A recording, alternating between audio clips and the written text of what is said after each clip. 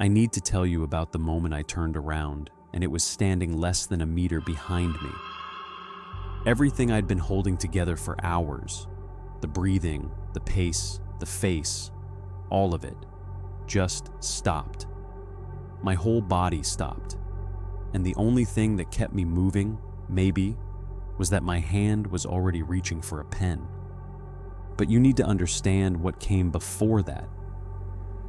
Because by the time I was standing at that booth at 5 in the morning, I already knew the rule. I'd read it in a dead man's handwriting. And I knew that what happened in the next 2 seconds would decide everything. I've been doing night security at Callaway Mall for 3 years.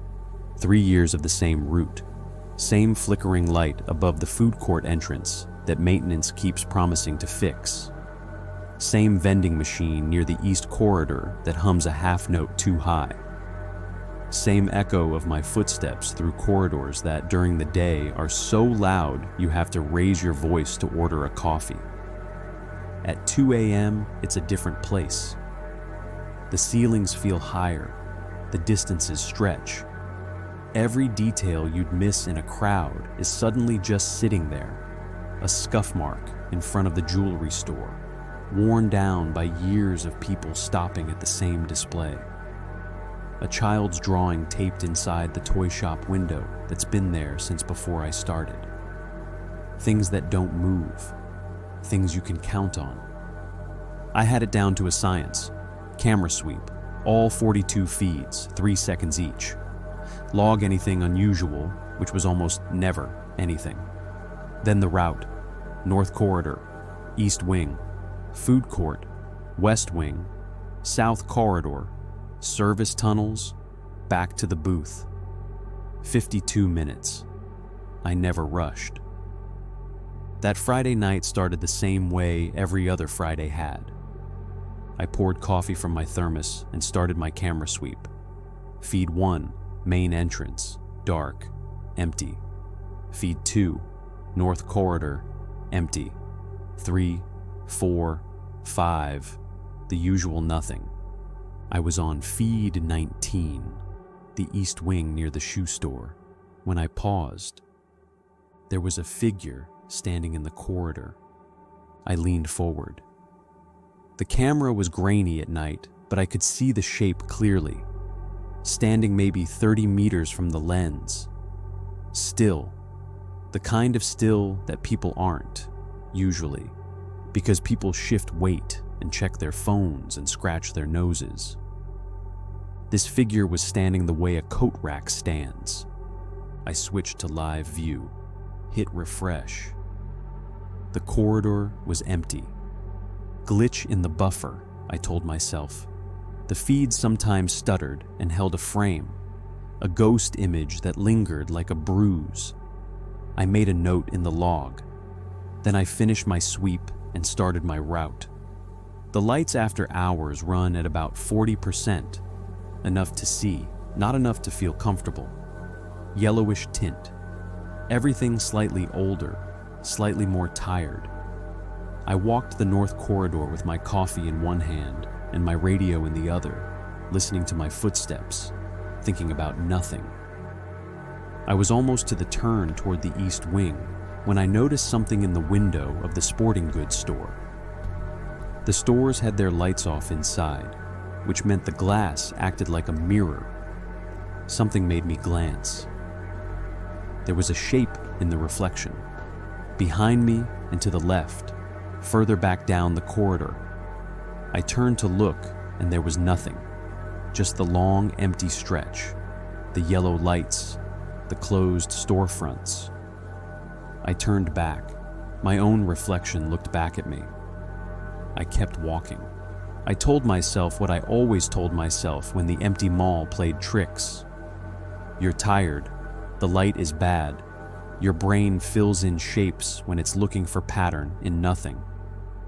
Pareidolia. Working alone in an empty building at night was basically a pareidolia factory. But somewhere between the West Wing and the South Corridor, I realized I wasn't looking directly at things anymore. I had started letting my gaze go slightly unfocused, looking at the middle distance instead of the storefronts, the windows, the corridors ahead. I couldn't tell you when that had started. I just noticed it was happening. I made it back to the booth at 3:07 a.m., 53 minutes, 1 minute slow. I sat down and stared at the camera feeds.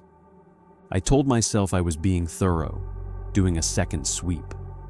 I went through all 42 again, left to right, top to bottom, and then again, and somewhere in the third pass, I stopped telling myself anything and just kept watching, feed after feed, looking for the shape from feed 19 and not finding it, which should have been a relief. It wasn't. It was 3:29 a.m. when I finally pushed back from the screens. I needed to move, to be somewhere other than that booth with those 42 empty corridors staring back at me. I picked up my thermos and walked to the break room just to have somewhere to go, something to do with my hands. The break room had 8 lockers along the far wall. 6 belonged to the day cleaning crew. 1 was mine. The 8th I had walked past 1,000 times without registering. Pushed slightly behind the door, half hidden when the door was open, the label blank. That night, I noticed it was older than the others. Different shade of gray, different handle. I pulled it open. Inside, a single object. The security logbook from before my time. Not a recent one. An old physical log. Thick binder, cracked spine, water damage along the bottom edge, the mall's old logo on the cover. I stood there and flipped it open. Most of it was routine. The same things I wrote every shift. Different handwriting, camera sweeps, route completions, maintenance notes. The guard who'd kept this log was D. Marsh, based on initials in the corner of each page. His handwriting was neat and consistent through the first 2/3 of the binder. Then it changed. The entries looked normal at first glance, but the handwriting was slightly tighter, more careful, like a man who had started paying close attention to how he held his pen. Week 1 of the change. Thought I saw someone in the east wing during second route. Searched the corridor, nothing found. Logged for reference. I turned the page. Week 2. It's back, or still here. Hard to say. Looking directly at it seems to agitate something. Hard to describe. Kept walking. It didn't follow, not logging this officially. Don't know what I'd say. My hands had gone very still on the page. Week 3. I've been watching it for 9 nights. I think I understand something now, but I'm not sure I'm right. The ones who see it and keep walking, they seem fine. I think it's waiting for something specific, not just noticing, something more than that. Recognition, maybe. If you can look at it and keep your face doing nothing, keep moving, keep breathing, it doesn't act. It waits. I don't know how long. Have to keep my heart rate down. Have to pretend. Have to be someone who sees nothing unusual, because there is nothing unusual. Because this is just another corridor in just another mall at just another 3 a.m., and nothing is wrong. I turned the page again. The handwriting had loosened, like he'd been writing faster or in poor light. Week 4. Still here. Always here. I think it's been here for a long time. I think it was here before the mall. Don't look. Don't react. Don't let your breathing change. Don't look away too fast. Don't look too long. Keep the face empty. Keep the body doing what it always does. It can't act until it's certain. If you give it nothing to read, it can't be certain. You have to be nothing. You have to walk through this place like you own it. Because you do. You've always done. There's nothing here that you didn't expect to see. There is nothing here that you didn't expect. The last entry was undated, barely legible. Act normal, keep walking same pace, same face, same keep, walking keep. It stopped mid-line. I stood in the break room for a long time. I thought about the shape in feed 19, the reflection that wasn't there when I turned around, the way my gaze had drifted to the middle distance without me telling it to. I thought about D. Marsh, whether he'd made it to 6 a.m. It was 3:41 a.m. I thought about the exit doors. They were right there, main entrance, 40 meters from the booth. Push bar doors, always openable, fire code required it, but every external exit after 11 p.m. was wired into the alarm system. Push any one of them before 6 a.m. and the building triggered instantly. Sirens through every speaker, strobes in every corridor, automatic dispatch to the police and to my supervisor's emergency line. And all of that, the running, the noise, the lights, someone panicking and bolting out of a locked building at 3 a.m. was a reaction. The loudest, most visible reaction possible. I put the logbook back in the locker. I don't know why, habit maybe, or I didn't want to be holding it. I closed it. I picked up my radio and my thermos and I walked out of the break room. Same pace, same route. North corridor first. My hands were shaking, so I held the thermos in both of them and let it explain the shaking. I kept my gaze at the middle distance. I listened to my footsteps and I counted them.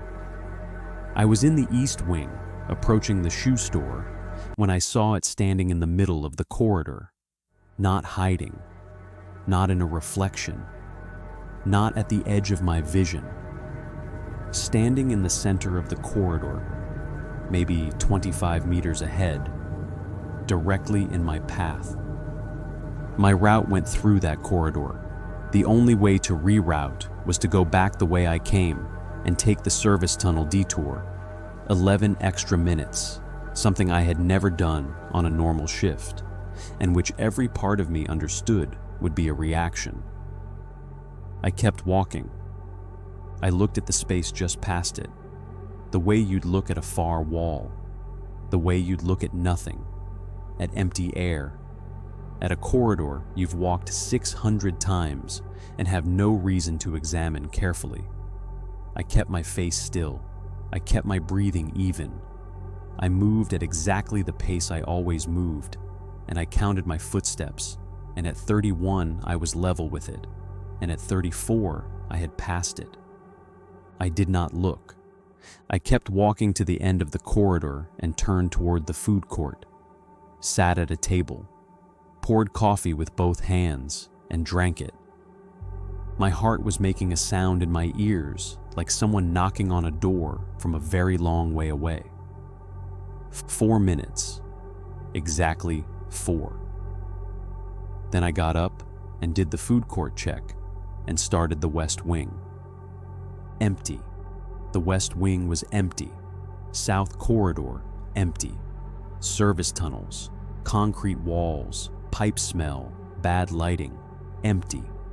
And somewhere in those last stretches, the shaking in my hands had stopped. My breathing had found its rhythm again.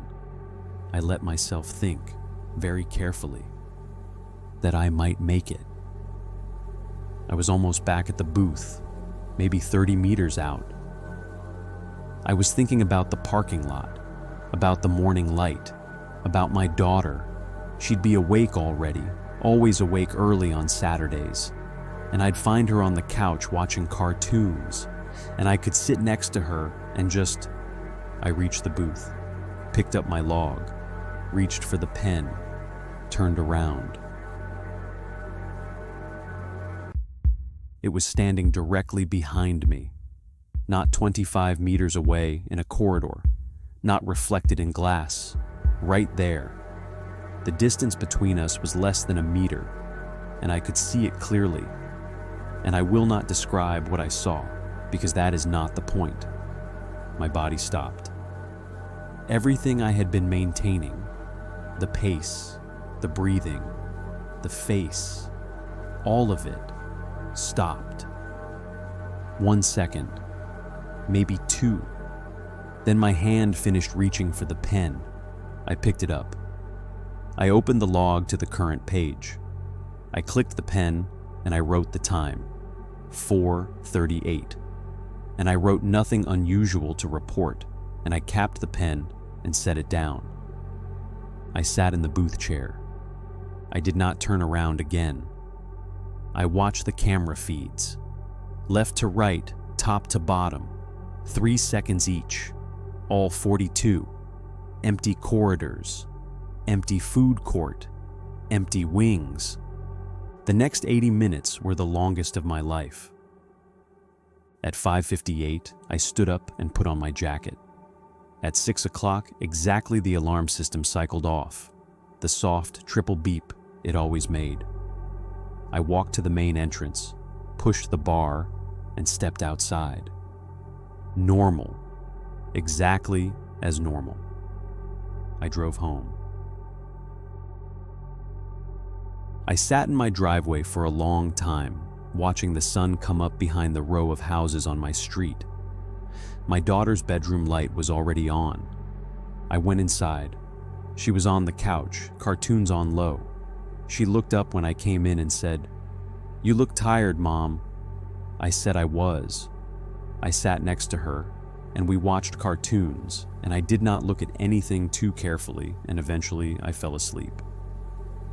I called the mall on Monday and quit. I told them I'd found something else. They asked about 2 weeks' notice, and I said no. I'm telling this to people who might believe me because I need someone to know the rule. The one D. Marsh figured out across those pages, in handwriting that started neat and ended in something I don't want to think about too carefully. I wonder what he did wrong. I wonder if it was something small, a sharp breath, a step half a second too fast, a hand that went to a wall for support, something the size of a flinch. I wonder if he knew in the moment that he'd done it, if there was time. I've been staying at my sister's apartment this week, lots of windows. When the sun goes down, she switches on lamps so there's never a dark corner. Last night, I was sitting on her couch after she'd gone to bed. The TV was on, volume low. I wasn't really watching it, just sitting there, letting myself be somewhere quiet, somewhere ordinary. The screen went dark for a second, some transition between scenes. In the reflection on the black screen, in the fraction of a second before the picture came back, I looked at the lamp on the side table. I kept my face still. I did not look.